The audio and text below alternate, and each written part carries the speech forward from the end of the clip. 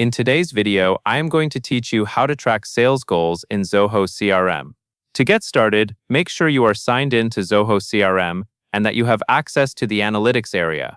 This is where you can visualize performance and track progress toward revenue targets using dashboards. Begin by going to the Analytics tab. Once you are in Analytics, take a moment to confirm you are looking at the correct dashboard.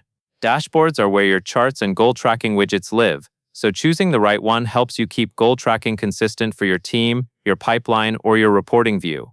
Next, select the dashboard you want to use. Then click Add Component. This is how you add new visual elements to the dashboard. From the component options, choose Target Meter. A target meter is designed to show progress toward a goal in a way that is easy to read at a glance, which is useful for daily check-ins and weekly sales reviews. After you select Target Meter, choose a target type of dial gauge.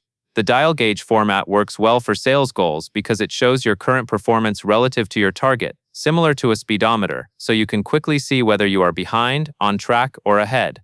Now set the target metric. Choose Deals, and then select Sum of Amount. This tells Zoho CRM that you want the gauge to measure the total deal value, not just the number of deals. To keep your reporting accurate, confirm that your deals have amounts filled in and that you are using the correct currency settings for your account. Next, choose your target period. This is the time frame you want the goal to cover, such as a month, a quarter, or another reporting period available in your system. Align this with how your organization normally measures sales performance, so the gauge matches your other reports. Then set the target value. You can apply targets for individuals, teams, or the whole company, depending on who you want to track.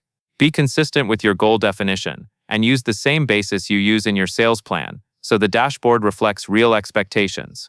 Finally, click Save. Once saved, your dial gauge target meter will appear on the dashboard and start tracking progress based on your chosen settings. That covers everything you need to know, and that is all there is to it.